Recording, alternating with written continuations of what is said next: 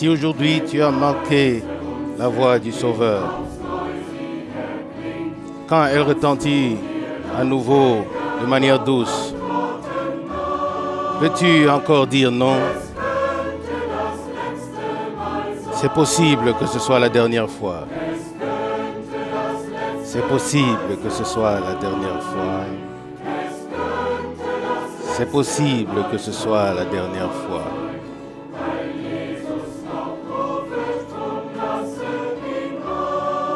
Parce que Jésus appelle encore, viens. Ça pourrait être la dernière fois.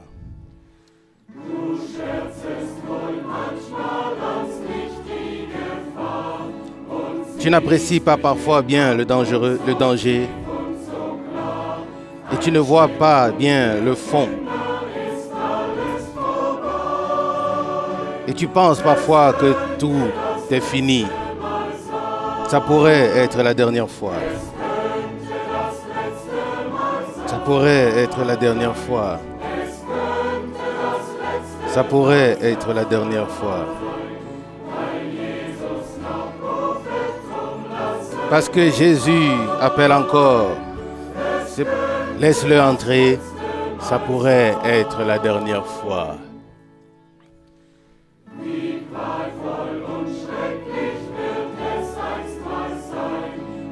Comme ça sera douloureux et terrible un jour.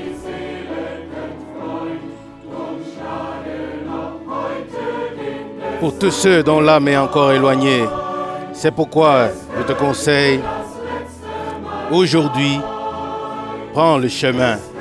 Ça pourrait être la dernière fois. Ça pourrait être la dernière fois. Ça pourrait être la dernière fois. Parce que Jésus appelle encore, laisse-le entrer.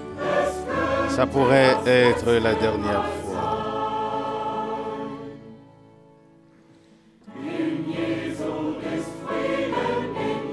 En Jésus il y a la paix, en Jésus il y a la joie.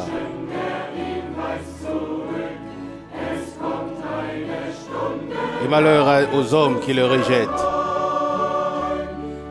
Ça pourrait être une heure que tu regretteras.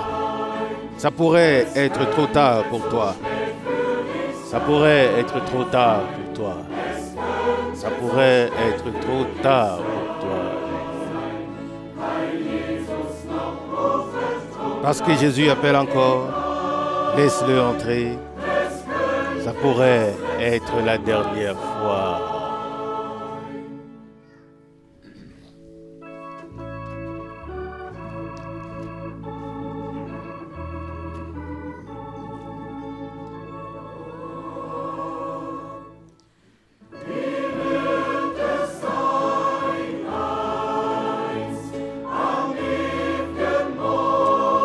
Comment ce sera ce jour?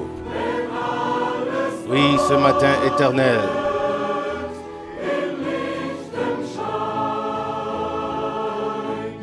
Quand tout se manifestera dans la clarté de la lumière.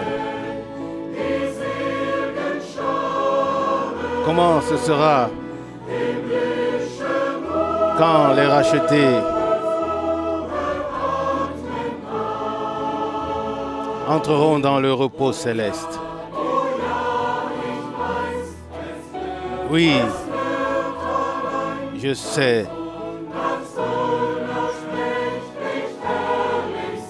Ce sera merveilleux et glorieux.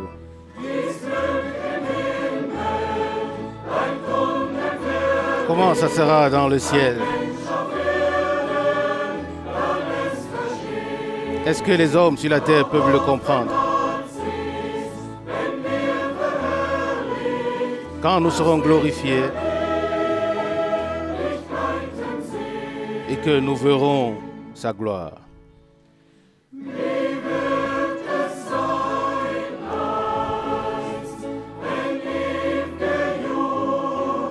Comment ça sera ce jour quand la jeunesse éternelle se manifestera?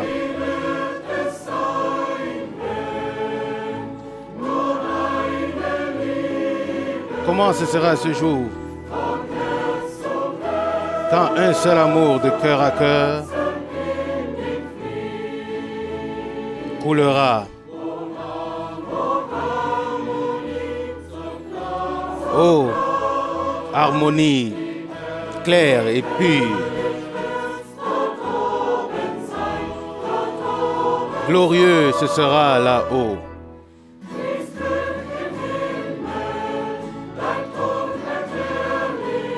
Oui, comment ce sera dans le ciel. Aucun homme sur terre ne peut le comprendre. Cela se révélera quand nous serons glorifiés et que nous le verrons dans sa gloire.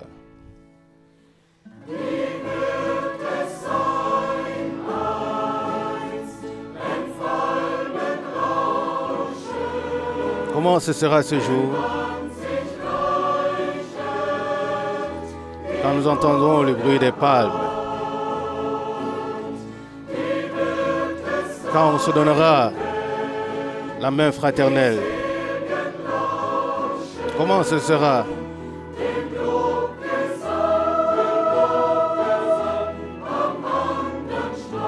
Quand les rachetés chanteront le cantique de louange sur la plage. Oh, que ce sera glorieux. Oui,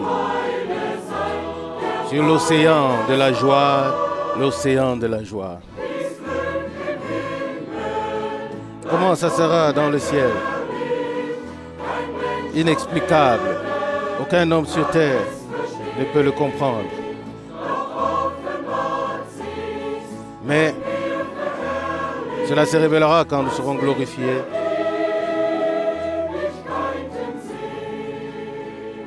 Lorsque nous le verrons dans sa gloire.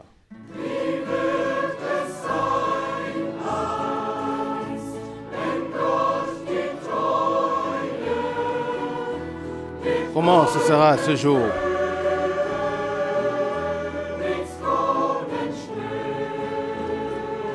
Quand Dieu récompensera les fidèles de la couronne, comment ce sera quand la nouvelle terre rayonnera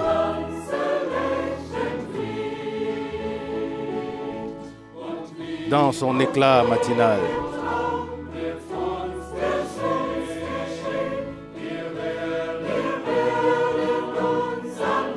Oui, ce sera comme un rêve. Quand nous verrons le Sauveur, comment ce sera dans le ciel? C'est inexplicable et aucun homme sur terre ne peut le comprendre.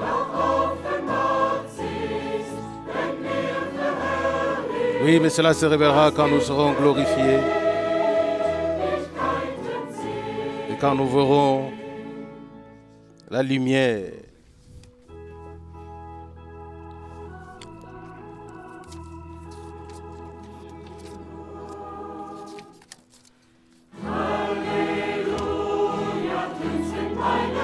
Alléluia retentit dans mon cœur.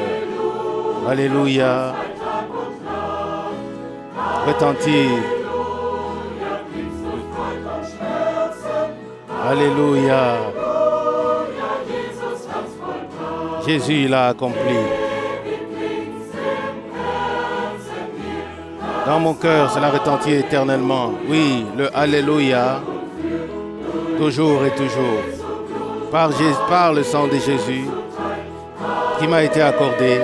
Alléluia, le plein salut.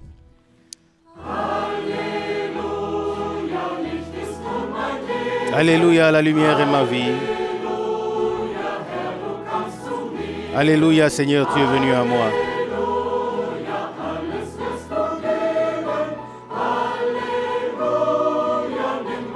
Alléluia, tout est bien. Alléluia, je me réjouis éternellement. Dans mon cœur retentit l'Alléluia, toujours et toujours. Par le sang de Jésus qui m'a été accordé. Alléluia, le plein salut.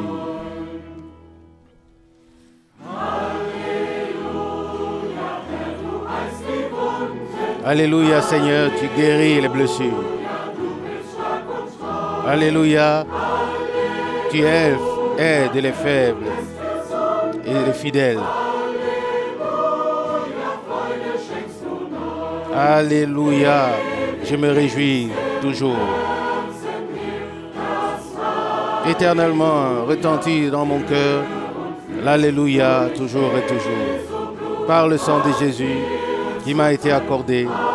Alléluia, le plein salut.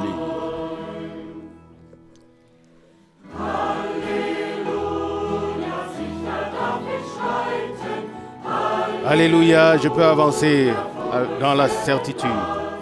Alléluia. Oui, joyeux vers le pays.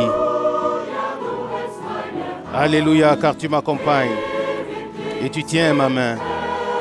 Éternellement retentit dans mon cœur l'Alléluia. Toujours et toujours. Par Jésus, par le sang de Jésus qui m'a été accordé. Alléluia, le plein salut.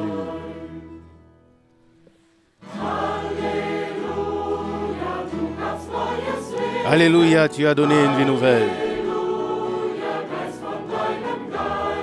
Alléluia, l'esprit de ton esprit. Alléluia, Seigneur, je le ressens. Alléluia, cœur, bouche et louange. Éternellement retentit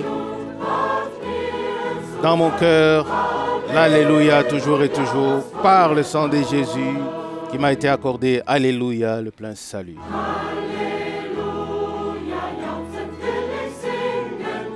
Alléluia, je veux chanter avec allégresse.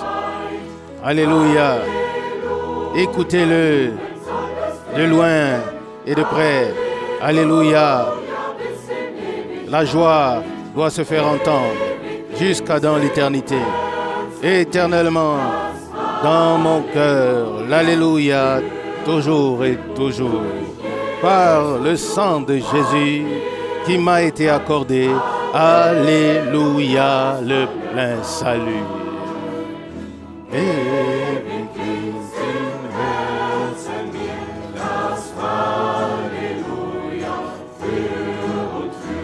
Éternellement dans le cœur retentit l'Alléluia toujours et toujours. Par le sang de Jésus qui m'a été accordé. Alléluia, le plein salut. Amen. Soyez tous salués dans le précieux nom de notre Seigneur Jésus-Christ. Tous ceux qui sont ici aujourd'hui, oui, le plein salut nous a été chanté par la chorale, le plein salut que nous avons accepté en Jésus-Christ, notre Seigneur. Et là, on peut véritablement dire ou chanter, loué soit le Seigneur, Alléluia, c'est ce que la chorale a chanté. Alléluia, le plein salut. Louange et remerciements soient rendus au Seigneur de ce que dans ce temps, il nous a tirés à lui, de ce que nous pouvons dire oui, et de ce que lui, maintenant, il est notre Seigneur. Que nous ne le voyons pas seulement dans nos vies comme sauveur, mais comme notre Seigneur. Il règne et il conduit, comme il le dit dans sa parole. Soyez tous salués et soyez les bienvenus, vous tous qui êtes ici avec nous et tous ceux qui sont connectés au loin. Nous avons quelques frères au milieu de nous que nous avons déjà salués hier soir et nous voulons le faire encore aujourd'hui. Le frère Moses Young des États-Unis à Denver, Colorado. Hier, nous avons oublié notre frère Jean-Claude de Bruxelles. Nous avons omis de le saluer. Parfois, les frères sont assis un peu derrière et c'est parfois difficile de les voir. Et nous avons aussi notre frère Florine de la Roumanie. Sois le bienvenu et également toutes les salutations qui nous sont arrivées par mail ou par téléphone. Par exemple, notre frère Lutika depuis l'Australie qui nous salue fraternellement et nous souhaite les bénédictions du Seigneur de la même manière que frère Baumgartner de la Suisse de la Suisse et aussi notre frère de Brésil, frère João Batista. Lui aussi nous salue chaleureusement. Tous ces frères sont liés avec nous.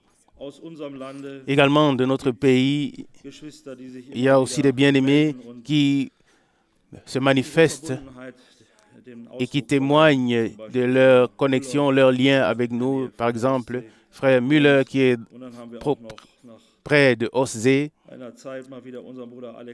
et aussi notre frère Alexandre de Tatarstan. On peut regarder sur la carte mondiale où est-ce que ce pays se situe. Le Seigneur connaît les siens, peu importe où ils sont. Amen.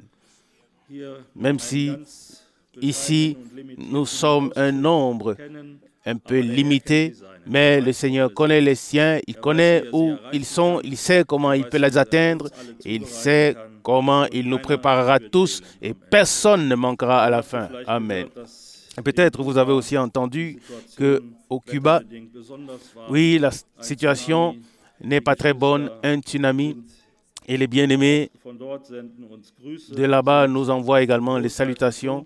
Oui, ils ont été épargnés en grande partie par ce qui a frappé le pays, mais ils sont naturellement affectés par tous les dégâts que le pays a apportés.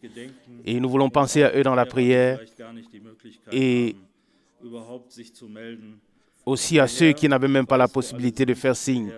Le Seigneur sait où tous se trouvent et nous voulons tous les porter dans la prière. C'est pourquoi levons-nous et remettons ce temps entre les mains du Seigneur. Fidèle Père Céleste, à toi soit la louange et le remerciement.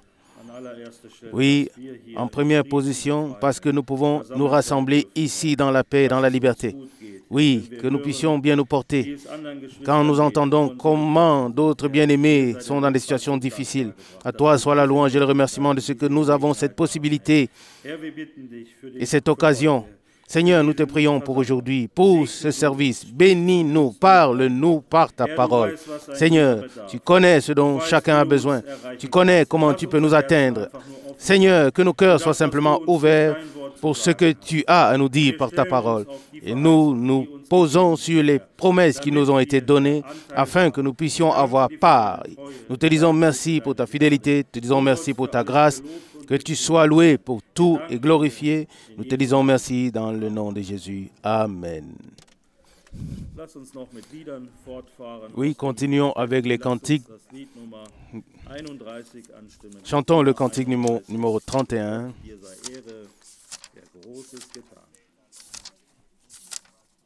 Cantique numéro 31 dans le petit recueil. À Dieu soit la gloire.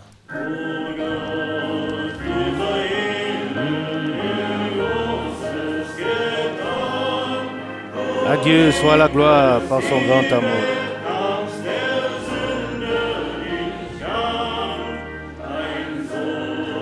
Dans mon âme noire s'est levé le jour.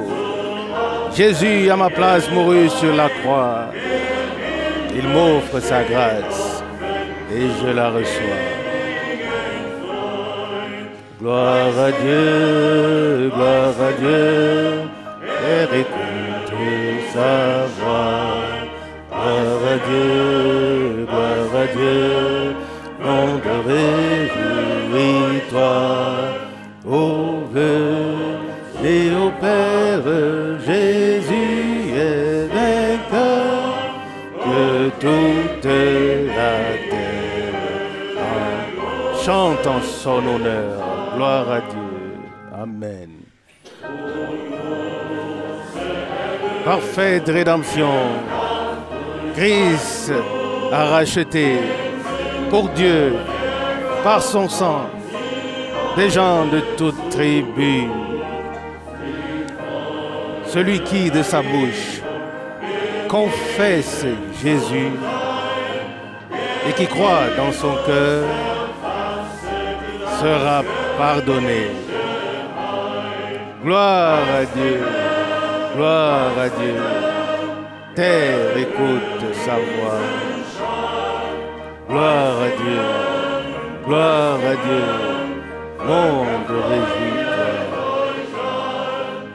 Au Père, Père, Jésus est vainqueur, que toute la terre chante en son honneur. Amen. De Jésus, la joie remplit notre cœur. Qu'importe qu'on voit tout notre bonheur, selon sa promesse, Jésus changera deuil en allégresse quand il reviendra. Alléluia. Gloire à Dieu, terre écoute sa voix. Gloire à Dieu, monde réjouis-toi. Ô venez au Père, Jésus est vainqueur, il offre sa paix. Alléluia. Que toute la terre chante en son honneur. Gloire à Dieu, gloire à Dieu. Monde, écoute sa voix. Gloire à Dieu, monde, réjouis-toi. Oh, venez au Père. Jésus est vainqueur et que toute la terre chante en son honneur. Amen. Amen. Louange et remerciements. Oui, l'évangile et la grâce qui nous a été accordée. C'est ce que nous voulons chanter et louer comme nous l'avons fait dans le chœur ici. Louange et remerciements soient rendus au Seigneur de ce que nous soyons une partie de la chose. Terre, écoute ce cri. Oui, cette parole de la croix, l'évangile du salut, et avec Jésus-Christ comme le centre de la proclamation. C'est ce qui se passe aujourd'hui dans le monde entier. Là où les hommes acceptent et reçoivent la parole, oui, là, ils rendent des témoignages. Et nous sommes reconnaissants de ce que nous pouvons également rendre ces témoignages. Et plus que ça, de ce rendre témoignage de ce que nous l'avons trouvé, ou bien, pour le dire mieux, il s'est laissé trouver par nous et nous pouvons dire oui. Nous avons été connectés avec la parole de vérité et tous les enseignements bibliques nous ont été faits connaître et nous pouvons dire nous nous tenons sur le fondement de la parole du Seigneur et nous pouvons examiner toutes choses et particulièrement les promesses qu'il nous a accordées. Et nous voulons nous attacher à ces promesses car notre foi ne repose pas seulement sur quelque chose, mais sur les promesses qui, dans la parole, nous ont été données. Oui, la foi est une ferme assurance des choses qu'on ne voit pas.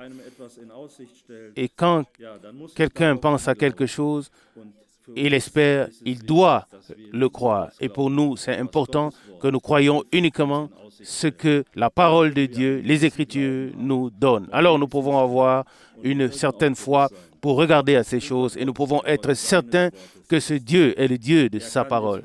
Il ne peut pas briser sa parole. Cela doit s'accomplir. Ça doit s'accomplir. Et nous voulons que cela s'accomplisse avec nous en ce temps. Chantons le cantique numéro 6, Debout sur les promesses du roi. Cantique numéro 6.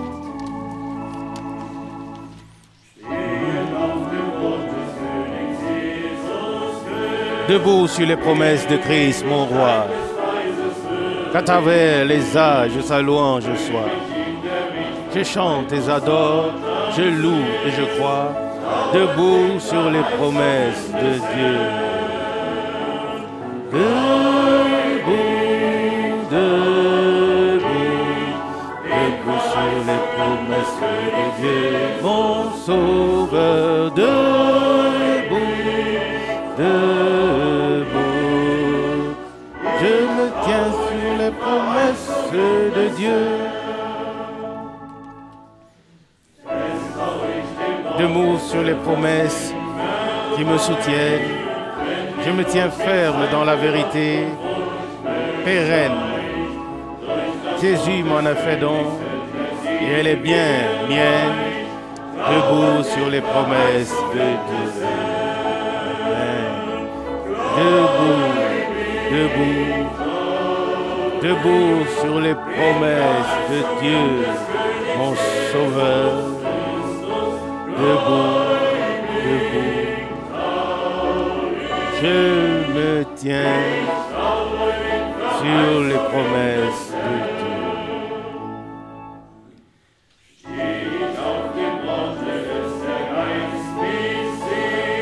Debout sur les promesses de Dieu, je vois le sang de Jésus-Christ répandu pour moi. Pureté parfaite est donnée à ma foi. Debout sur les promesses de Dieu.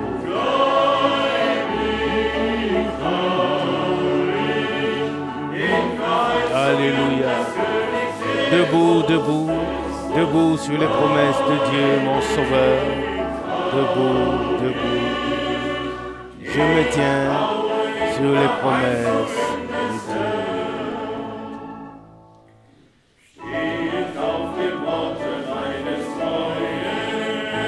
Debout sur les promesses de Jésus, je crois et je vois sa main qui me guérit. C'est lui qui me baptise du Saint-Esprit. Debout sur les promesses de Dieu. Debout, debout, debout sur les promesses de Dieu, mon Sauveur. Debout, debout, je me tiens sur les promesses de Dieu.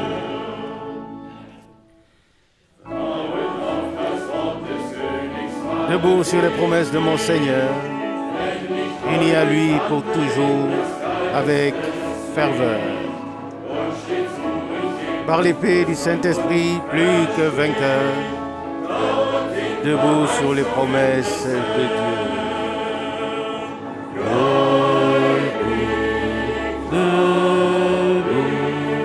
Debout sur les promesses de Dieu, mon Sauveur. Debout. Promesses de Dieu. Debout, debout, debout sur les promesses de Dieu, mon Sauveur. Debout, debout, je me tiens sur les promesses de Dieu. Amen. Amen. Amen. Das haben wir nicht nur Nous gesungen, ne l'avons pas seulement chanté, das ist das, was wir leben. c'est ce que nous vivons, frères et sœurs. Abraham Abraham traute den Verheißungen des a Herrn. cru aux promesses de Dieu. Und was geschah? Et qu'est-ce qui s'est Er wurde passé? im Glauben immer stärker. Dans la foi, il fut fortifié et fortifié. Il y avait une croissance Im Glauben. dans la foi, Bis das, jusqu'à ce was, qu'il was ihm verheißen ait wurde, reçu ce qui lui avait été promis, jusqu'à ce qu'il l'ait vu de ses propres yeux, jusqu'à ce qu'il pouvait rendre témoignage.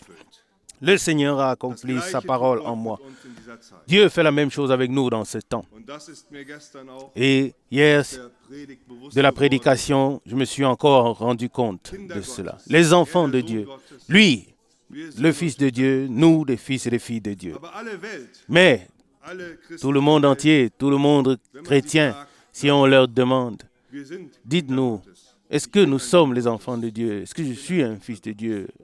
Tout le monde dit, je suis une fille de Dieu.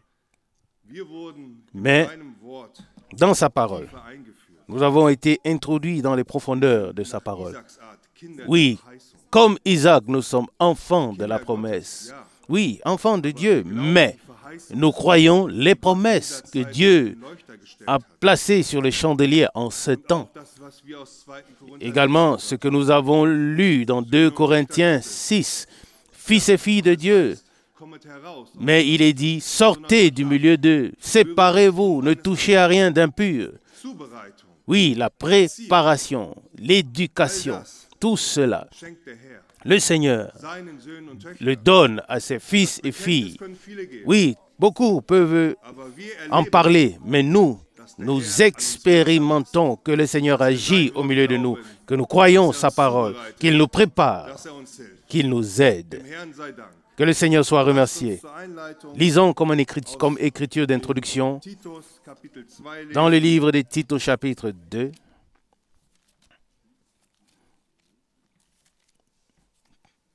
Tite chapitre 2.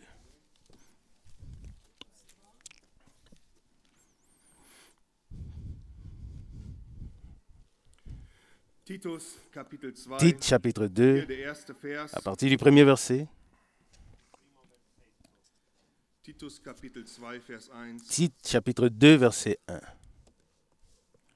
Du aber sprich offen Mais toi, aus, was der dites gesunden ces choses Lehre entspricht. ouvertement Ein wunderbares en ce qui concerne Wenn man in die Politik la sainte schaut, doctrine. Oui, une parole merveilleuse. Si nous regardons la politique, rien n'est dit hier ouvertement. das Wort Gottes Mais ici, la soll parole de offen Dieu ausgesprochen werden. doit être dite ouvertement, mais pas ses propres Sondern das, pensées, was der gesunden mais Lehre entspricht. ce que la sainte doctrine Wir sind doch dankbar, dit ou dass qui correspond à la Paulus sainte nicht doctrine. dabei stehen geblieben Et nous ist. sommes reconnaissants de ce que Paul ne s'est pas arrêté là. Il était un homme appelé de Dieu et il pouvait dire à son collaborateur Tite, ici dans cette lettre, il n'a pas seulement dit ce que la sainte doctrine dit, mais il lui dit encore ce qu'est la sainte doctrine. Et nous sommes aussi reconnaissants dans ce temps pour le message qui nous a été donné et pour les moyens techniques qui sont là afin que personne n'ait besoin de recevoir des enseignements particuliers, mais que tous reçoivent l'enseignement et puissent dire ce que dit la sainte doctrine. Et ici au verset 11, Tite 2, il est dit dans la suite, Tite 2, verset 11, « Car la grâce de Dieu, source de salut pour tous les hommes, a été manifestée. » Pouvons-nous rendre témoignage de ça, frères et sœurs, que la grâce de Dieu a été manifestée? Hier, nous avons entendu.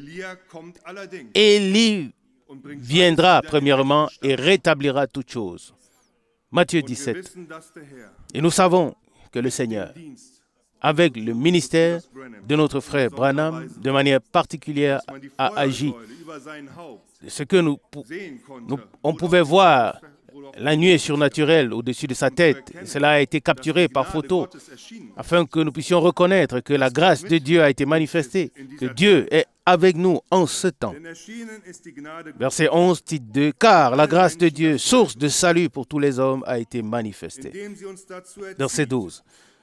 Et elle nous enseigne à renoncer à l'impiété et aux convoitises mondaines et à vivre dans le siècle présent selon la sagesse, la justice et la piété. Par grâce, nous avons été sauvés. C'est ce que Paul écrit dans Éphésiens chapitre 2, verset 8. Ce n'est pas par nous-mêmes, mais la grâce ne s'arrête pas. La grâce nous accompagne. Elle nous enseigne. Elle nous éduque. Hier, nous avons aussi entendu d'Hébreux chapitre 12 que Dieu nous éduque comme on éduque son enfant. Et quand nous regardons dans le dernier âge de l'Église, l'âge de Laodicée, là aussi il est écrit « Celui que le Seigneur aime, il le châtie ». Pourquoi? Parce que c'est un temps de préparation. Dans cet âge, oui, l'épouse doit être pure, sainte et sans tache pour aller à la rencontre du Seigneur, afin qu'il lui soit présenté une épouse pure. C'est pourquoi la grâce de Dieu a été manifestée et elle nous enseigne, elle nous éduque. Et nous le savons, lorsque nous qui sommes parents, nous savons ce que ça signifie éduquer un enfant. Nous devons dire à nos enfants ce qu'ils doivent faire. Arrêtez de vous disputer. Ne prends pas ça, ne touche pas ça, fais ceci, fais cela. Mais cela ne s'arrête pas à des paroles. Quand nous y pensons, les enfants ont besoin de croissance. Les enfants doivent croître. Nous ne nous réjouissons pas seulement de ce qu'ils entendent, la parole, mais nous nous réjouissons quand ce que nous leur disons est mis en pratique. Et pas seulement quand nous disons arrêtez de vous disputer, mais quand ils arrêtent vraiment de se disputer. Pas seulement quand nous disons ne touche pas ça, mais quand vraiment ils ne le touchent pas. Il y a une croissance. Et c'est de la même manière qu'en nous, il doit avoir une croissance. Comme Paul l'écrit aussi dans Éphésiens chapitre 4, que nous devons exercer la vérité et croître dans l'amour en celui qui est le chef. Et Pierre aussi écrit, oui, nous avons reçu les précieuses promesses, mais nous devons aussi manifester ces vertus, la foi, oui, la persévérance, la maîtrise de soi, l'amour fraternel. Oui, toutes ces vertus, tout doit être manifesté en nous et croître. Et on le voit aussi chez nos enfants, ils croissent. Et un jour, ils arrêtent de se disputer. Ils ont grandi. Et le Seigneur pouvait faire grâce, nous accorder de croître dans la foi. Et comme nous l'avons souvent entendu dans ces derniers temps, nous ne devons pas seulement être des auditeurs, mais nous devons mettre en pratique la parole. Cela a encore été dit hier soir. Pas seulement parce que nous écoutons la même parole, nous recevons la même bénédiction, non. Mais la bénédiction réside dans le fait de faire ce que le Seigneur nous dit et croître dans la foi, frères et sœurs. Et il est dit dans la suite, Tite 2, verset 13, « En attendant la bienheureuse espérance et la manifestation de la gloire du grand Dieu et de notre Sauveur Jésus-Christ. » Amen. Amen. C'est ce que nous faisons. Nous attendons que le Seigneur revienne. Lui, verset 14, qui s'est donné lui-même pour nous. Tite 2, verset 14.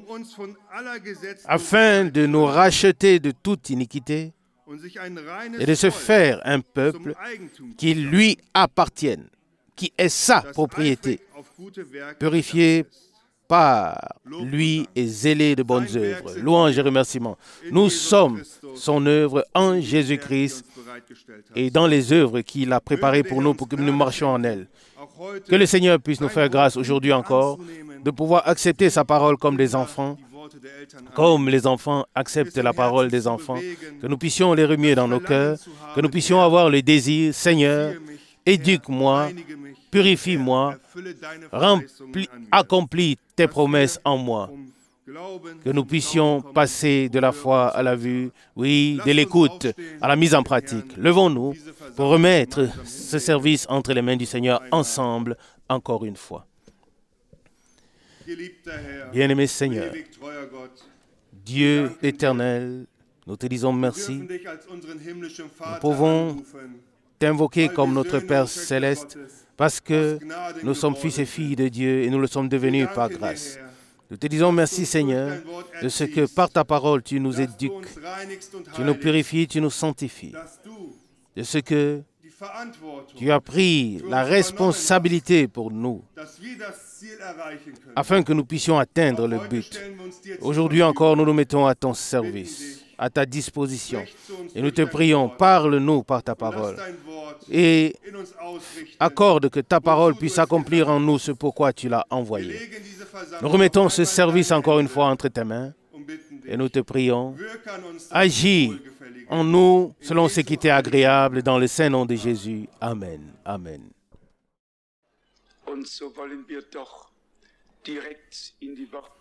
Nous voulons directement passer à la méditation de la parole et laisser Dieu nous parler. Combien ont été bénis hier et aujourd'hui?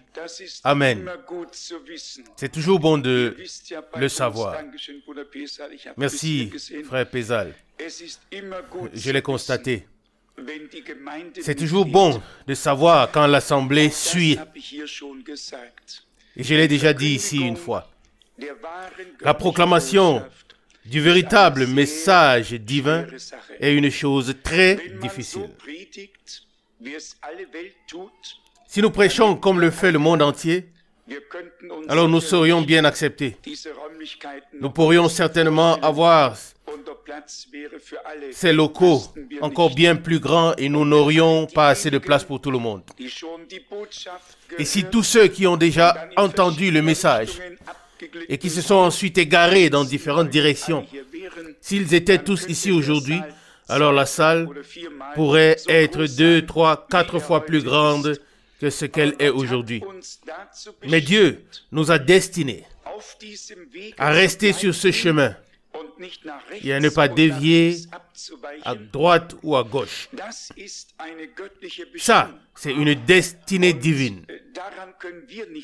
Et nous ne pouvons rien y changer et nous ne voulons aussi rien y changer. Il y a des gens qui sont véritablement destinés par Dieu à suivre le chemin du salut jusqu'au bout et à rester uniquement dans la parole et de ne pas s'écarter à droite ou à gauche dans les interprétations. Nous l'avons également souligné. La vie éternelle est dans la parole, en Dieu, et la mort spirituelle est dans toutes les interprétations des hommes. Nous voulons maintenant considérer les Saintes Écritures en résumé de ce que nous avons déjà considéré et avec l'aide de Dieu, souligner encore quelques points. Par exemple, la glorieuse parole tirée d'Hébreux, chapitre 2, à partir du verset 10. Hébreux, chapitre 2, à partir du verset 10. Car il convenait que celui pour qui et par qui sont toutes choses, et qui voulait conduire à la gloire beaucoup de fils, éleva à la perfection par la souffrance l'auteur de leur salut. Verset 11. Car celui qui sanctifie et ceux qui sont sanctifiés sont tous issus d'un même Père. C'est pourquoi il n'a pas honte de les appeler frères. Verset 12. En disant, je proclamerai ton nom à mes frères, je te louerai au milieu de l'assemblée. Je pense que l'on pourrait approfondir cette parole dans le psaume 89. Ces glorieuses paroles sont en effet partout dans l'Ancien Testament. Et vous voyez comment elles ont été rassemblées et classées de manière appropriée dans le Nouveau Testament. Les versets 14 et 15 sont aussi très importants dans Hébreux chapitre 2. Hébreux 2, verset 14. Ainsi donc, puisque les enfants participent au sang et à la chair, il y a également participé lui-même, afin que par sa mort, il anéantisse celui qui avait le pouvoir de la mort, c'est-à-dire le diable. Verset 15. Et libère tous ceux qui, par la crainte de la mort, étaient maintenus dans la servitude pendant toute leur vie. Il l'a fait. Il est mort. Et les Saintes Écritures disent que comme tous meurent en Adam, de même tous revivront en Christ. De même que la mort est entrée dans le monde par un homme, de même le don de grâce de Dieu et la vie éternelle sont également entrés dans le monde par un homme, par cet homme Dieu Jésus-Christ. Amen. Nous n'irons pas plus loin sur ce point. Je voudrais lire un passage de l'Apocalypse pour nous montrer qu'il y aura des martyrs après l'enlèvement, lorsque la marque de la bête entrera pleinement en vigueur et que ces martyrs seront également avec nous lorsque le royaume de Dieu, le royaume millénaire, sera établi. Apocalypse chapitre 15, à partir du verset 1. Apocalypse 15, verset 1. Je vis dans le ciel un autre signe, grand et merveilleux. 7 anges qui avaient les sept derniers fléaux, car par eux s'accomplissait la colère de Dieu. Verset 2. Et je vis comme une mer de verre mêlée de feu, et ceux qui avaient vaincu la bête et son image et le nombre de son nom, debout sur la mer de verre, ou la mer de cristal en allemand, avec les harpes de Dieu dans leurs mains. Verset 3. Ils chantaient le cantique de Moïse, serviteur de Dieu, et le cantique de l'agneau en disant: Grandes et merveilleuses sont tes œuvres, Seigneur, Dieu Tout-Puissant, justes et véritables sont tes voies, ô Roi des nations. Si vous avez prêté attention à la formulation, il s'agit ici de 2 choses. D'une part, des 144 000 qui sont déjà scellés à ce moment-là et qui seront ensuite livrés après la rupture de l'alliance avec Rome et soumis à la persécution, car le 5e sceau dit que ceux qui avaient déjà été assassinés doivent patienter jusqu'à ce que tous leurs frères aient subi également la mort, comme eux, ils l'ont subi. Ici, 2 catégories sont mentionnées qui ont en commun ce qui s'est passé. D'une part, ceux du peuple d'Israël, ils entendent le cantique de Moïse, le serviteur de Dieu, ils appartiennent au peuple d'Israël, puis les autres qui entendent le cantique de l'agneau, et ceux avec le même texte, pas 2 textes, un seul texte. Amen. Un texte, le même texte. Verset 3, chapitre 15 d'Apocalypse. Grandes et merveilleuses sont tes œuvres, Seigneur Dieu Tout-Puissant. Justes et véritables sont tes voies, ô Roi des nations.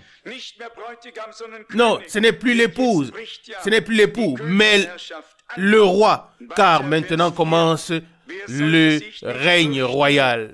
Et ensuite, au verset 4, Apocalypse chapitre 15, qui ne craindrait, Seigneur, et ne glorifierait ton nom, car toi seul es saint.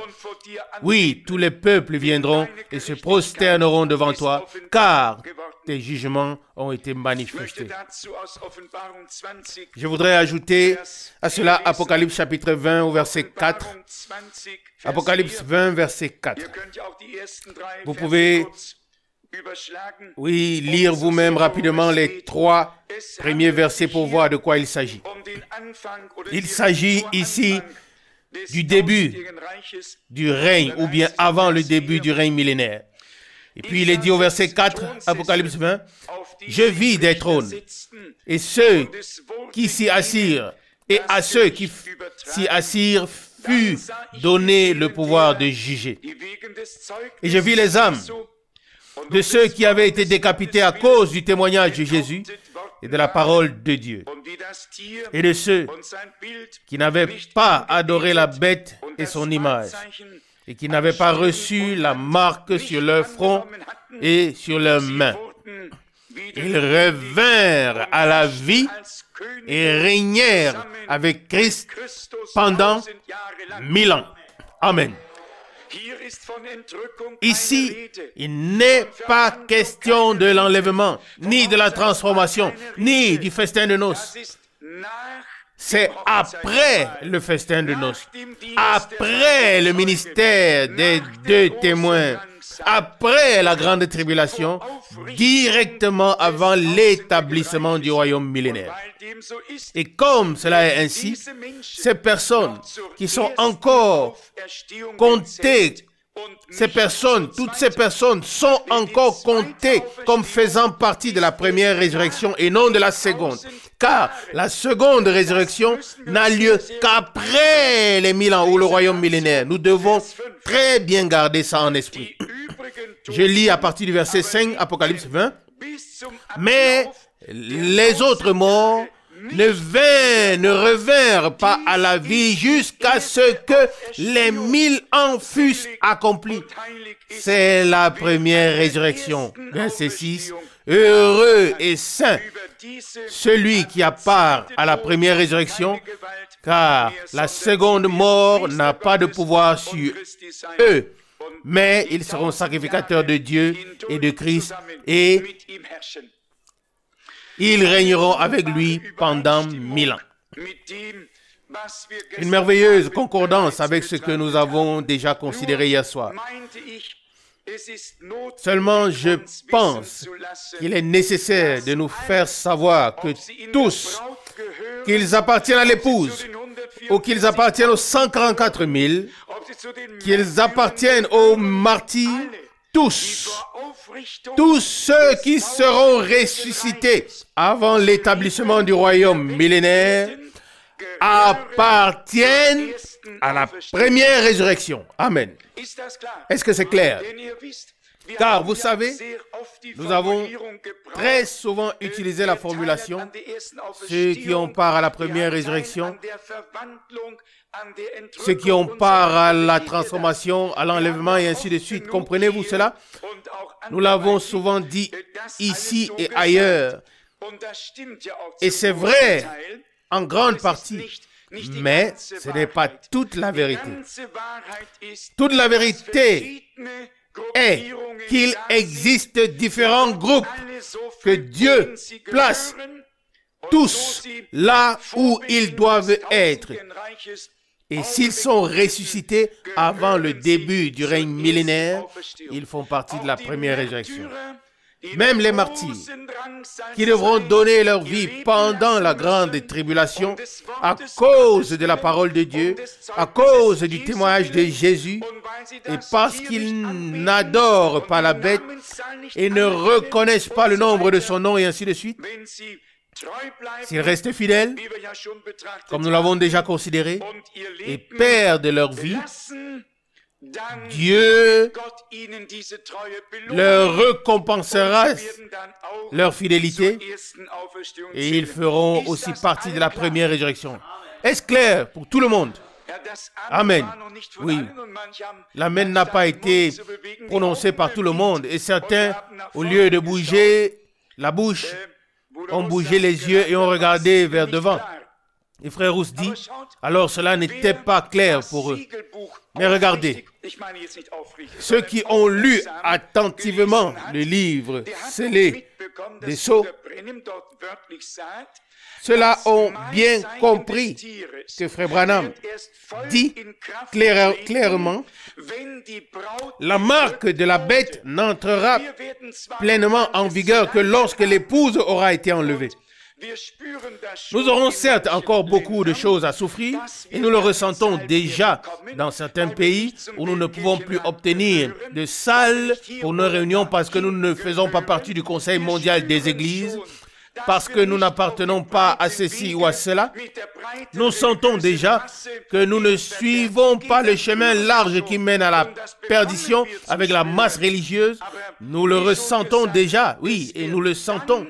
Mais comme nous l'avons déjà dit, le moment viendra, en particulier après les 3 ans et demi, après le service accompli des 2 témoins, lorsque l'alliance sera rompue, alors les saints seront livrés à la violence de l'Antichrist pendant 2 temps, un temps et un demi-temps. Et ce sera précisément la période de la grande tribulation au cours de laquelle ceux qui seront restés, qui n'auront pas été enlevés, et les 144 000 devront perdre leur vie, puis ils seront ajoutés à nous et ensemble, nous serons alors dans le royaume millénaire avec eux. Vous savez bien qu'il existe là aussi certaines différences. Il y a des gens, comme l'auteur du livre « Les 7 âges de l'Église », il affirme que lorsque le feu de Dieu s'abattra sur la terre, tout sera balayé, il ne restera que des cendres, et les seuls qui subsisteront seront l'épouse et les 144 000. Et cela n'est simplement pas vrai. Il faut lire tous les passages bibliques à ce sujet. Année après année, ils viendront de tous les peuples pour rendre hommage au roi des rois. Ils adoreront, célébreront la fête des tabernacles et remercieront Dieu. Et si un peuple ne vient pas, aucune pluie ne tombera sur ce peuple. Là aussi, nous voyons à quel point il est important de lire attentivement chaque parole de Dieu. Bien sûr, il est écrit, le jour du Seigneur viendra comme un voleur et il brûlera comme une fournaise. Tout sera détruit avec fracas et se dissoudra dans le feu. L'Allemagne a aussi été embrasée dans le feu pendant la Seconde Guerre mondiale, du moins à la fin de la Seconde Guerre mondiale. Mais il y avait beaucoup de décombres et de cendres, nous l'avons tous vu. Mais il est resté plus de vivants que ceux qui ont été épargnés, qui n'ont pas été épargnés. Il en sera de même avec le processus de purification. Si l'on lit le prophète Ésaïe, il est écrit que tous les méchants, tous les rebelles, tous les orgueilleux, tous seront comme de la paille et du chaume. Là encore, il est important de lire les passages où les choses sont précisées, où l'on peut voir clairement, c'est donc ici que cela se passe. Pas seulement lire de manière générale, mais aussi avec les passages de la Bible où ce qui va se passer est décrit très clairement. Nous en sommes également reconnaissants à notre Dieu de tout cœur. Nous avons reçu un si grand nombre ou une telle multitude et une telle diversité de révélations de la parole à travers le message de la fin des temps qu'il est vraiment difficile de distinguer ou de choisir ce qui doit être dit ou ce qui doit être mis en exergue et ce qui ne le doit pas. J'ai dû réfléchir lorsque j'ai rédigé la dernière lettre circulaire qui sera probablement imprimée dans les prochains jours. Le Seigneur Jésus dit, ou du moins je l'ai mentionné par écrit, mais j'y pense maintenant. Le Seigneur Jésus dit, comme pendant les jours de Noé, les hommes mangeaient et buvaient, se mariaient et mariaient leurs enfants, et ainsi de suite, selon Luc 17, 26, 27. Ce n'était pas nouveau. Depuis Adam, les hommes mangeaient et buvaient. Les hommes se mariaient et mariaient leurs enfants. Depuis Adam. Et cela continue jusqu'aujourd'hui. Mais cela n'est pas le plus important, ce dont il s'agit.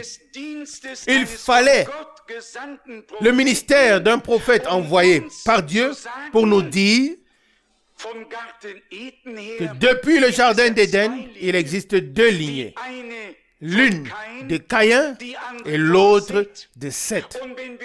Et lorsque nous arrivons à Genèse chapitre 6, il a également clairement souligné que les fils de Dieu, les hommes de la lignée de Seth, se sont unis aux femmes de la lignée de Caïn. Ils se sont croisés, provoquant ainsi la colère de Dieu. Et le Seigneur a dû dire, mon esprit ne restera pas à toujours dans l'homme. Maintenant, c'est la fin. Genèse chapitre 6, verset 3. Ce n'était pas seulement le fait de se marier ou de ne pas se marier, de fêter ou de ne pas fêter. C'était le mélange. C'était le croisement qui a provoqué la colère de Dieu. Et il faut simplement le savoir. Tout le monde connaît la première chose. Demandez aujourd'hui à n'importe quel évangéliste de radio ou à tous ceux qu'ils sont. Ils vous répondront avec un flot de paroles. Ils mangeaient, ils buvaient. Nous ne pouvons pas en parler, avec onction. Ce n'est d'ailleurs pas nécessaire. Mais ils ne voient pas ce qui est vraiment important. Et c'est là qu'intervient la révélation. Et c'est pourquoi nous savons à quel point la révélation est devenue précieuse pour nous. Non seulement en tant que concept, mais en tant que réalité divine. Amen. Et Frère Branham le dit si bien, tout est révélation. Tout est fondé sur la révélation. Il dit même, la foi est une révélation. Et la révélation est la foi. Dieu se révèle à nous dans la simplicité. L'avez-vous déjà remarqué? Non pas avec des paroles arrogantes de sagesse humaine, mais dans une profondeur qui n'était pas encore connue sur terre. Oui, c'était la nécessité. Et le Seigneur dit, comme il en était en ces jours-là, il en serait de même maintenant.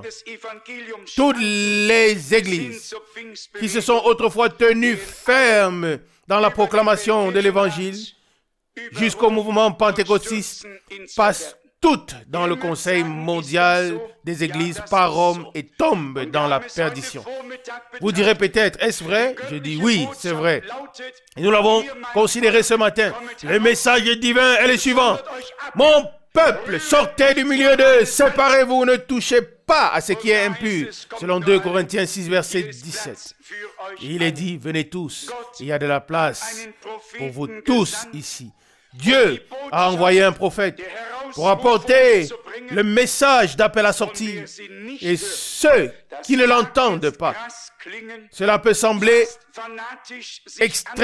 extrémiste, presque fanatique, mais ceux qui n'entendent pas le message divin pour ce temps, l'appel divin, alors ceux-là n'écoutent pas Dieu. Ils suivent leur propre chemin. Ils sont emprisonnés dans les programmes des hommes et sont conduits à l'abattoir sans le savoir. Par la grâce de Dieu, en ce lieu, nous avons très bien distingué deux choses. Et cela doit demeurer ainsi jusqu'à ce que nous passions de la foi à la vue.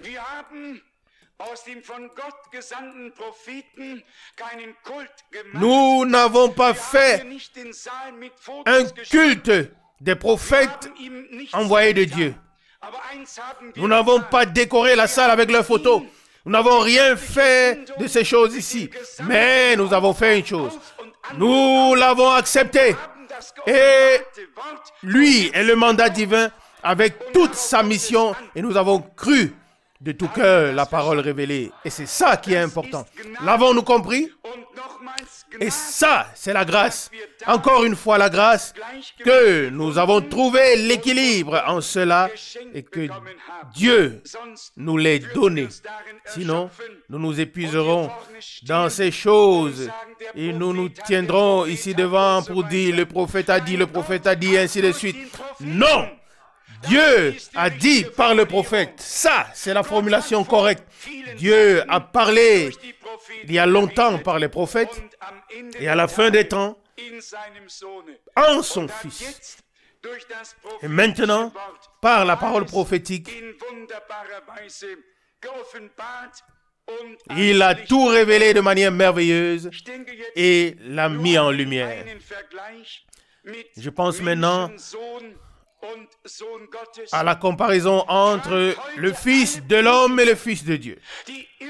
Demandez aujourd'hui à tous les prédicateurs qui se présentent partout si l'un d'eux peut vous expliquer la différence entre Fils de l'homme et Fils de Dieu. Et maintenant vient la question. Pourquoi est-il écrit à chaque fois, si vous voyez le Fils de l'homme monter là où il était auparavant, selon Jean 6, 62, pas une seule fois il est dit, vous verrez le Fils de Dieu monter là où il était auparavant. Non. Pourquoi est-il écrit, vous désirerez voir l'un des jours du Fils de l'homme et vous ne le verrez pas. Pourquoi est-il écrit, le Fils de l'homme, quand il reviendra, trouvera-t-il la foi sur terre? Selon Luc 18, verset 8. Pourquoi pas le Fils de Dieu trouvera-t-il la foi sur la terre quand il viendra? Mais bien aimés, tout cela est-il clair pour vous? Avons-nous compris pourquoi l'un est écrit ici et l'autre là-bas? Et quel est le lien entre les deux? Avons-nous suffisamment approfondi ces choses? Frère Rousse, l'avons-nous fait ou non? Est-ce clair pour tout le monde? Oui, dites-moi, combien de temps devons-nous encore recevoir l'enseignement? Nous voulons passer à l'étape suivante. L'enseignement devrait bientôt être suffisant. Je lis dans l'évangile de Luc au verset 18, au verset 8. Je vous le dis, il leur fera promptement justice. Mais quand le Fils de l'homme viendra, trouvera-t-il la foi sur terre? Pas le Fils de Dieu. Je lis le verset bien connu de l'évangile de Jean au chapitre 3. Jean 3, verset 13. Et personne n'est monté au ciel, si ce n'est celui qui est descendu du ciel, le Fils de l'homme qui est dans le ciel. Encore une fois, le Fils de l'homme. Si ici, il était écrit le Fils de Dieu, ce serait impensable, impossible, absolument impossible. Cela ne pourrait pas être. Alors, qu'en est-il? Vous regardez tous devant,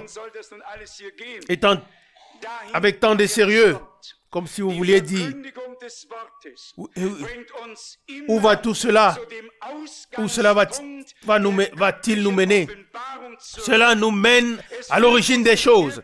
La proclamation de la parole nous ramène toujours au point de départ de la révélation divine. Elle ne nous mène pas quelque part, mais elle nous ramène toujours au point de départ. Regardez, Frère Branham l'a aussi exprimé très très clairement. Il y a la deuxième comparaison. Comme il était au jour de Sodome, il en sera de même au jour du Fils de l'homme. Selon Matthieu 24, 37. Et là, le Seigneur est venu à Abraham sous une forme humaine, s'est assis avec lui, et Abraham a fait tuer un veau. Il y a aussi, oui, sur la terre, des végétariens parmi les croyants. Mais le Seigneur n'en était pas un. Juste pour votre information, oui, juste pour votre information. Parfois, l'information vaut de la peine, n'est-ce pas? Beaucoup de gens en vivent. Ainsi, le Seigneur est venu à Abraham. Dois-je le lire? Genèse chapitre 18. Et Abraham fit tuer un veau. Il fit préparer un repas. Et le Seigneur, sous forme humaine, c'est ce que dit littéralement Frère Branham. Le Seigneur s'est assis et s'est fait laver les pieds. Ce n'était pas le Fils de Dieu.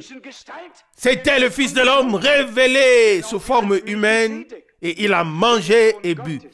Tout comme Melchisédek, il est devenu Fils de Dieu par la naissance. Selon « Tu es mon Fils, je t'ai engendré aujourd'hui ». Psaume 2, verset 7.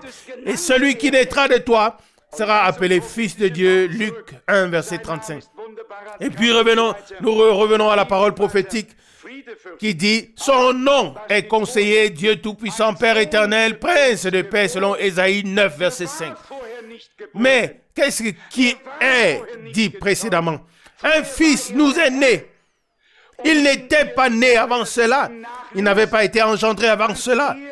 Avant, il était Seigneur. Et si vous relisez Hébreux 7, lorsqu'il est venu vers Abraham en tant que roi de Salem, après avoir vaincu les rois, il n'avait ni père ni mère. Il n'avait pas d'ancêtre. Il n'avait ni frère ni sœur. L'avez-vous tous lu? Hébreux chapitre 7, c'est également écrit. Pas seulement dans Genèse 14. Comprenez-vous de quoi il s'agit?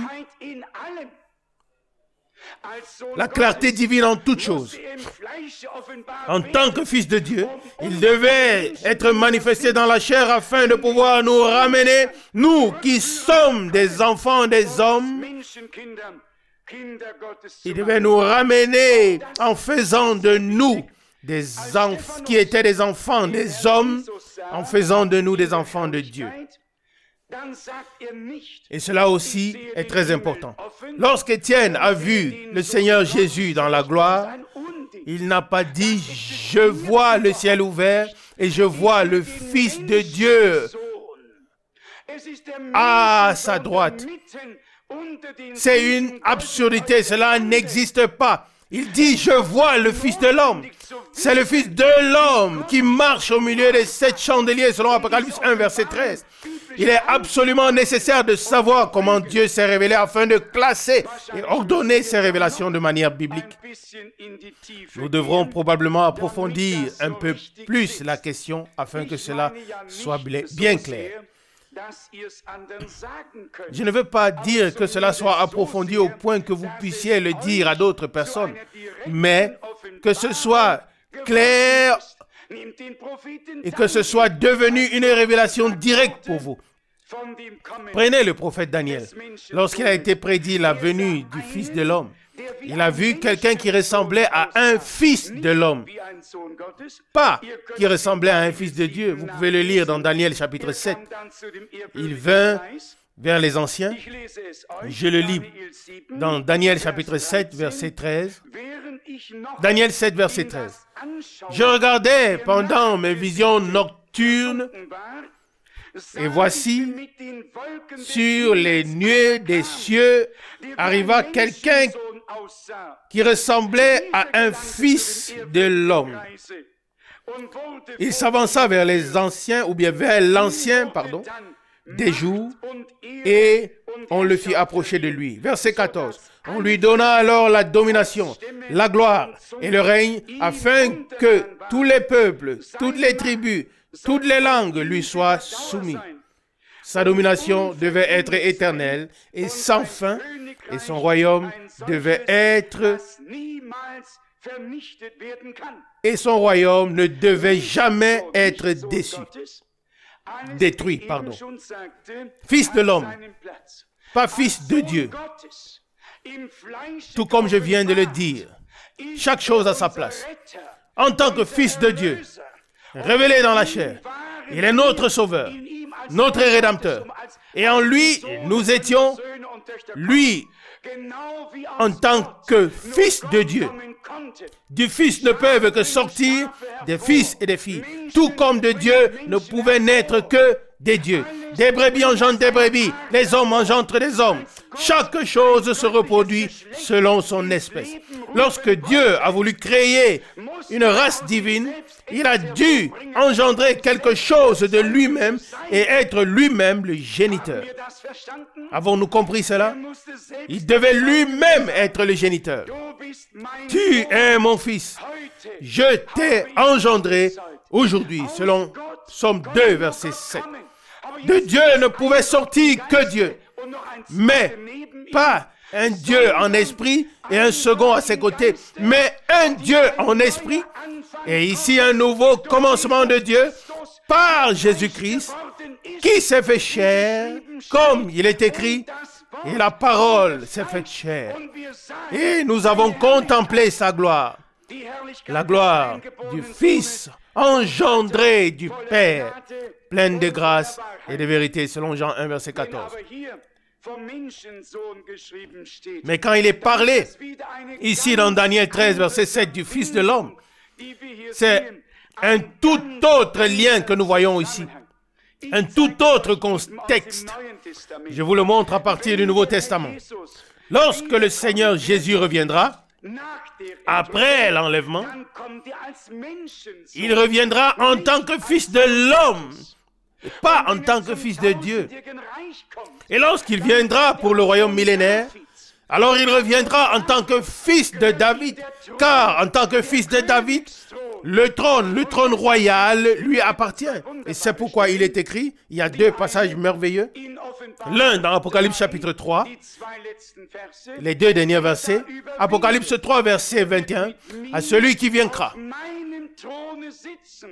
je lui donnerai de s'asseoir avec moi sur mon trône, comme moi j'ai vaincu, et je me suis assis avec mon Père sur son trône. Le trône du Père est dans le ciel. Notre Père qui est aux cieux, que ton nom soit sanctifié, selon Matthieu 6, verset 9. Pas notre Fils, notre Père qui est aux cieux, mais notre Père qui est aux cieux, que ton nom soit sanctifié. Mais lorsqu'il s'agit de son retour, pour mettre en ordre et juger, je vous le lis dans Matthieu chapitre 25, verset 31. quand le Fils de l'homme viendra dans sa gloire, avec tous les anges avec lui, il s'assiera sur le trône de sa gloire. Verset 32, et toutes les nations seront assemblées devant lui. Si quelqu'un remplaçait ici le mot et écrivait fils de David ou fils de Dieu à la place de fils de l'homme, ce serait un meurtre. Ce serait absolument impossible, impensable. Cela ne serait pas possible. Savez-vous que dans aucune lettre, depuis Romains chapitre 1, verset 1, jusqu'à Jude, au dernier verset, savez-vous que le terme « fils de l'homme » n'est mentionné qu'une seule fois? Il est toujours question de fils de Dieu. Pourquoi? Pourquoi? Parce que cela est en relation avec l'Église, avec leur salut, avec les instructions, avec l'édification, avec tout, mais toujours en rapport avec l'Église. C'est pourquoi, quand il s'agit de cela, laissez-moi lire dans Romains chapitre 1. En effet, ici, il ne peut jamais être question de fils de l'homme. Ici, il doit être question du Fils de Dieu. Il ne peut pas en être autrement. Romains chapitre 1, à partir du verset 1. Moi, Paul, Romains 1, verset 1. Moi, Paul, serviteur de Jésus-Christ, appelé à être apôtre et mis à part pour annoncer l'évangile du salut de Dieu. Verset 2. Qui avait été promis auparavant de la part de Dieu par ses prophètes dans les Saintes Écritures. Verset 3. Et qui concerne son fils. Celui-ci est issu de la postérité de David selon la chair, mais révélé comme fils de Dieu dans la puissance selon l'esprit de sainteté. Amen. Comme fils de Dieu révélé. Pas comme fils de David, pas comme fils de l'homme, mais comme fils de Dieu. En tant que fils de Dieu, rédemption, salut, grâce. Amen. En tant que fils de l'homme, la partie prophétique du ministère et tout ce qui a trait à la prophétie biblique. Et ensuite, en tant que fils de David, il régnera. Amen. Nous l'avons lu ici. Celui-ci est issu de la postérité de David au verset 3 de Romains 1. Là aussi, certaines questions restent en suspens. On m'a déjà posé la question, pourquoi il est écrit qu'il serait fils de David? Même la formulation, je vous donnerai les promesses de grâce immuables faites à David. Je crois que cela est écrit dans le prophète Ésaïe. Et la question est alors, oui, quelles sont donc ces promesses que Dieu voulait donner? Voyons si je trouve ce passage. Oui, le voici. Ésaïe chapitre 55, verset 3. Prêtez-moi votre oreille et venez à moi. Écoutez, afin que votre âme vive.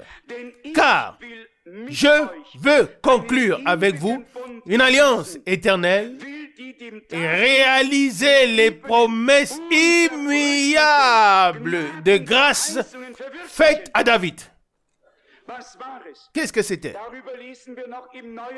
Oui, nous lisons dessus encore dans le Nouveau Testament. Dieu avait fait des promesses. Il avait dit à David, tu ne manqueras jamais de successeurs sur ton trône d'Israël. 1 Roi 2, verset 4. C'est de toi que sortira celui qui régnera sur Israël. Il y avait suffisamment de promesses jusqu'à la clé de la maison de David qui reposerait sur son épaule, selon Ésaïe 22, 22. Et croyez-moi, cette clé n'est pas portée par un dignitaire sur son vêtement. Et elle se fait voir de tous les côtés. Non, c'est une clé divine. Là où elle ouvre, personne d'autre ne peut fermer, et ainsi de suite. Maintenant, je vous lis dans Romains chapitre 9. Romains chapitre 9 à partir du verset 4.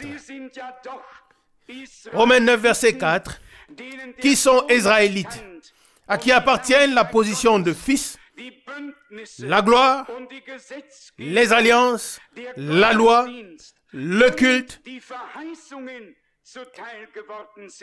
les promesses, verset 5, auxquelles appartiennent les patriarches et dont est issu le Messie selon la chair, lui qui est Dieu au-dessus de tout, béni éternellement. Amen. Comprenez-vous de quoi il s'agit? Si nous repensons à Genèse chapitre 7, à Genèse chapitre 6, lorsque les fils de Dieu virent la beauté des filles de l'homme et que ce mélange a eu lieu, Dieu voulait que le Messie, selon la chair, naisse de cette lignée qui a été interrompue, cette lignée qui venait de Seth.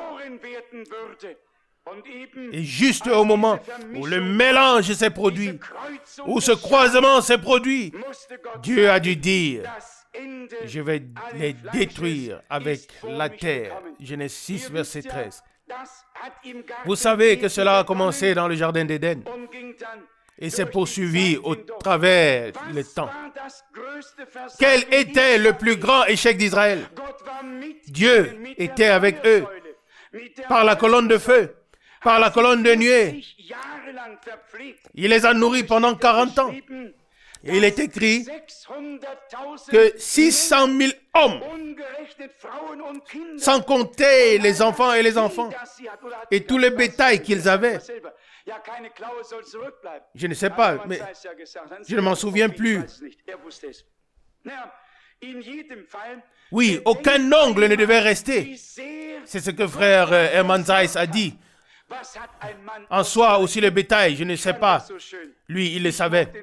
Eh bien, dans tous les cas, pensez à tout ce que Dieu leur a donné. Un homme a calculé. J'ai trouvé cela si beau. Je n'ai jamais aimé les mathématiques, mais quelqu'un a calculé que Dieu aurait eu besoin chaque jour de camions de 20 tonnes. Chaque jour, d'un camion de 20 tonnes chargé pour nourrir toute cette masse d'environ 2 millions de personnes. Et aucun camion n'est venu. Aucun n'avait besoin de venir. Tout est descendu du ciel. Amen. Tout est descendu du ciel. Mais, que s'est-il passé ensuite? Ils avaient déjà assez à faire avec eux-mêmes. Puis est arrivé un faux prophète mentionné nommé Balaam, qui n'appartenait pas au peuple d'Israël, mais qui était en quelque sorte un sacrificateur madianite. Et tous ceux qui étaient là voulaient que quelque chose soit fait. Ce peuple devient trop puissant, trop bruyant. Il s'étend trop, et ainsi de suite. Nombre 22, verset 11. Et comme il ne pouvait pas maudire, mais devait bénir, car celui que Dieu a béni, aucun homme ne peut le maudire. Et s'il essayait, la malédiction retournerait sur lui-même. Qu'a-t-il alors fait? Il a alors conseillé aux Israélites de se mélanger avec les Madianites et les Moabites, et ainsi de suite. Et il disait, nous servons tous le même Dieu. Non, justement non, car Dieu n'avait choisi que le peuple d'Israël et non les autres. Mais voilà, il y avait de nouveau un mélange, et 23 000 personnes sont mortes le même jour. Dieu veut la séparation. L'ennemi veut le mélange. Et c'est en cela que nous avons reçu une très belle leçon. Même si nous avons du mal à nous détacher de quelque chose, Dieu veille à ce que nous soyons parfois détachés plus rapidement que nous ne pourrions le faire nous-mêmes. Si nous hésitons à sortir et nous pensons, eh bien, cela ira encore, alors nous serons jetés dehors. Oui, c'est comme ça que ça se passe avec Dieu. Si quelqu'un hésite, alors Dieu l'aide, même si cela doit se faire par intermédiaire d'une autre personne. En effet, nous ne pouvons plus rester dans toutes les choses qui ne sont pas en accord avec Dieu et avec la parole de Dieu. Nous croyons que Dieu a une église qui porte sa parole, qui porte son nom, qui porte sa vie, qui est sa semence, qui est transformée à son image, de même nature que lui, comme Paul le dit dans Éphésiens au chapitre 5. membre de son corps, et ainsi de suite. Un avec lui, du même esprit, avec la même vie, conduit à une nouvelle vie par l'esprit, né de nouveau pour une espérance vivante. Amen. Nous l'avons aussi déjà lu. Résumons donc. Dieu, en ces jours, a donné le dernier signe, à savoir le signe du Fils de l'homme. Et cela a été expliqué très clairement par Frère Branham. Je me réjouis qu'il ait dit 2 ou 3 fois dans cette interview que l'ange du Seigneur qui est venu à moi m'a cité de nombreux passages de l'Écriture. Pas seulement 1 ou 2 passages, mais de nombreux passages. Il s'est principalement référé au passage de Jean 1 et Jean 4. Mais il existe un grand nombre de passages bibliques qui décrivent très clairement le ministère de Jésus à l'époque en tant que Fils de l'homme, à savoir son ministère prophétique en tant que Fils de l'homme. Il a pu dire à la femme au puits, tu as eu 5 maris ou 5 hommes, mais celui que tu as maintenant n'est pas ton mari. Jean 4, verset 18.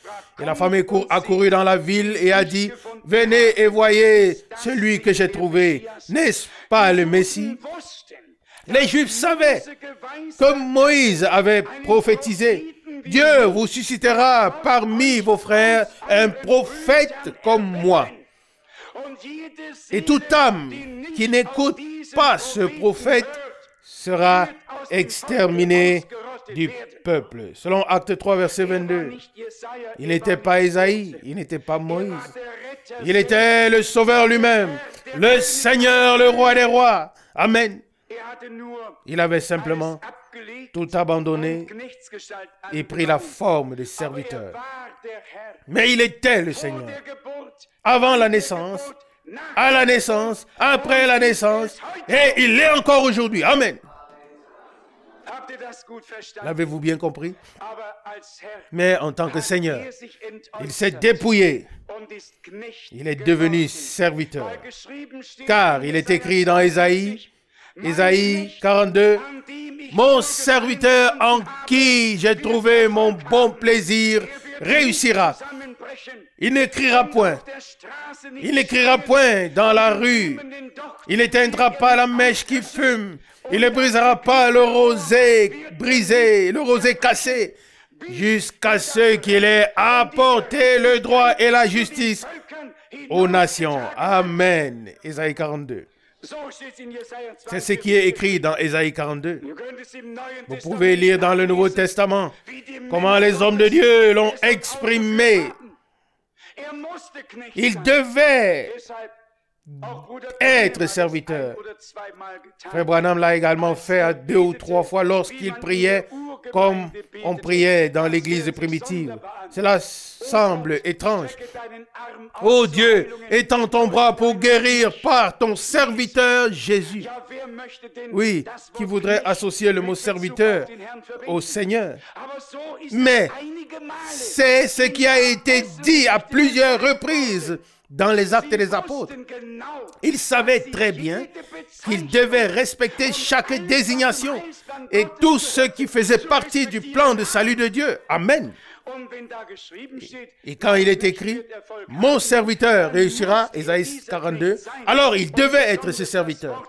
Et en particulier la parole du prophète Ésaïe, disant qu'il n'avait ni beauté ni éclat et ainsi de suite, et que s'il donne sa vie en sacrifice, il verrait une postérité et aura une descendance, selon Ésaïe 53.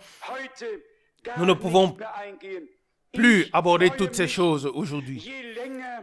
Plus le temps passe, plus je me réjouis du fait que Dieu nous a visités en grâce, qu'il nous ait pris dans l'école du royaume des cieux et que nous, les plus méprisés, les plus ignorants, que nous savons plus que ceux qui savent tout. Amen.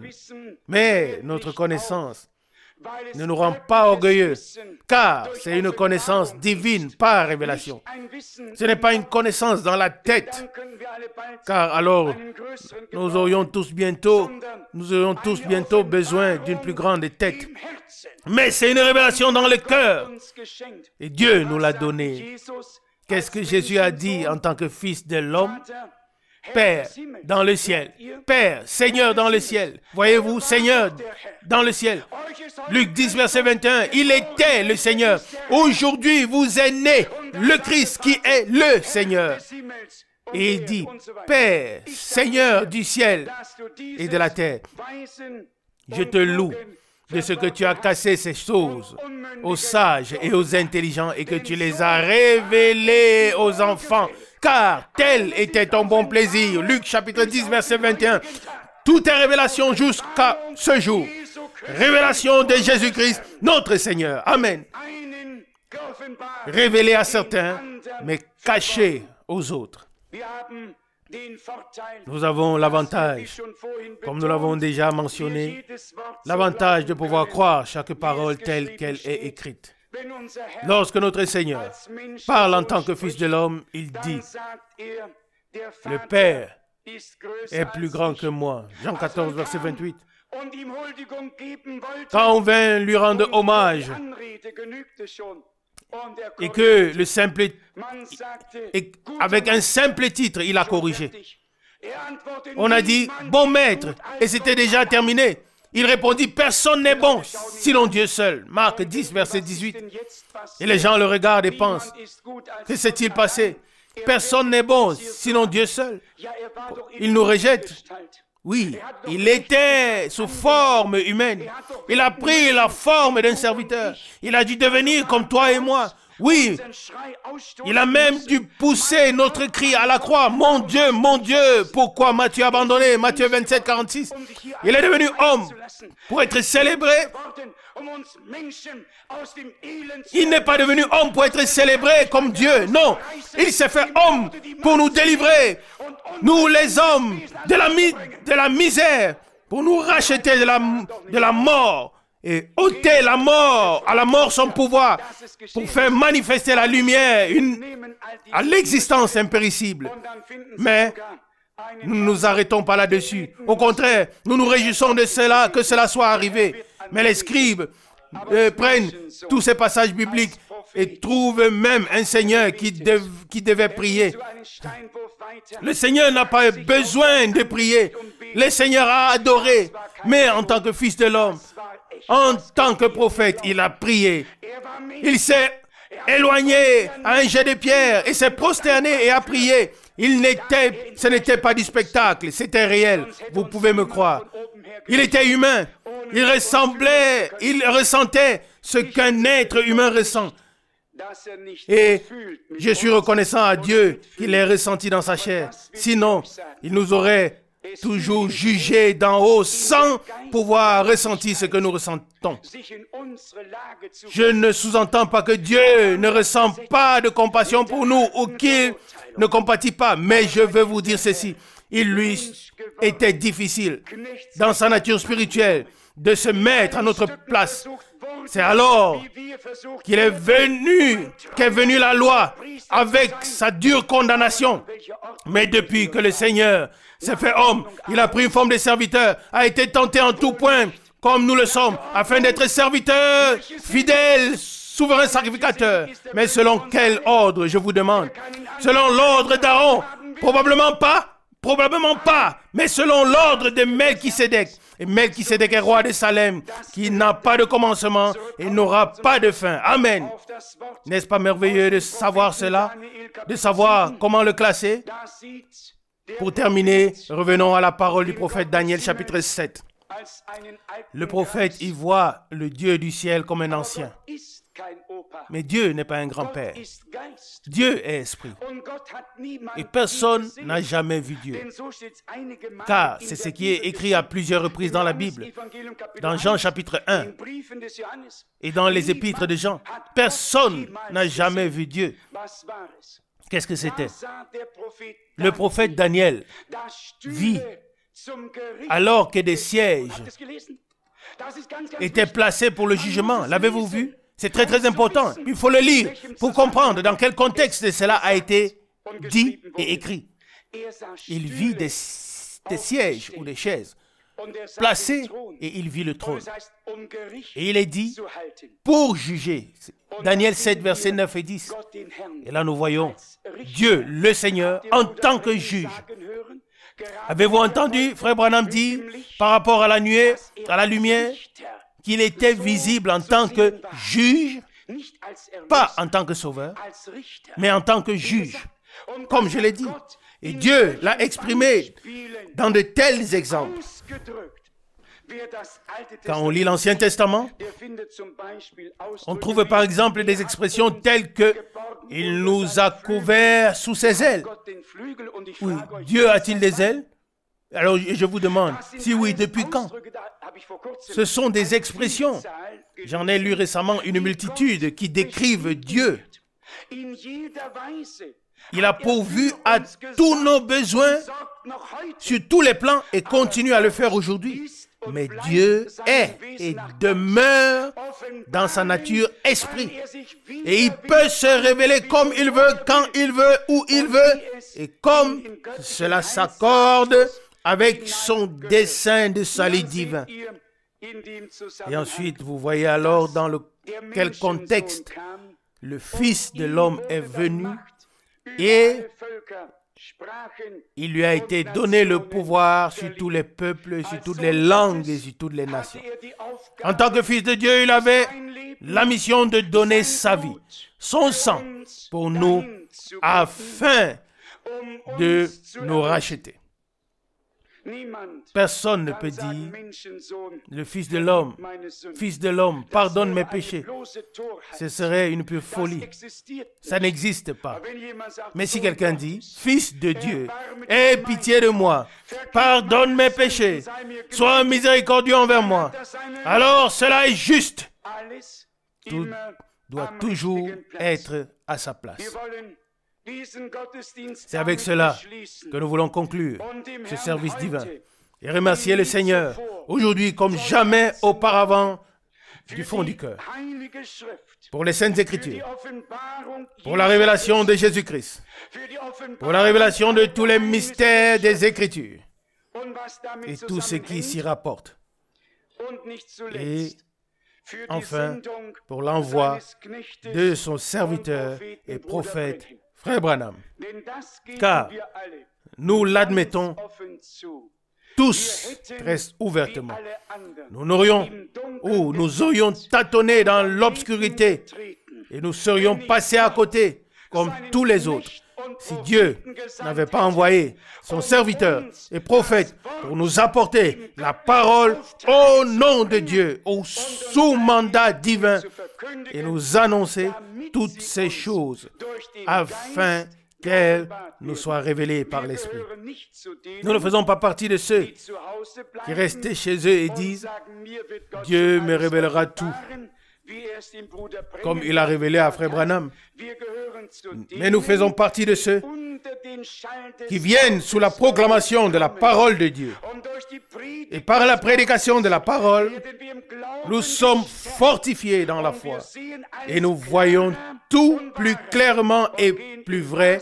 Et nous allons littéralement de clarté en clarté et de connaissance en connaissance jusqu'à ce que nous passions de la foi à la vue.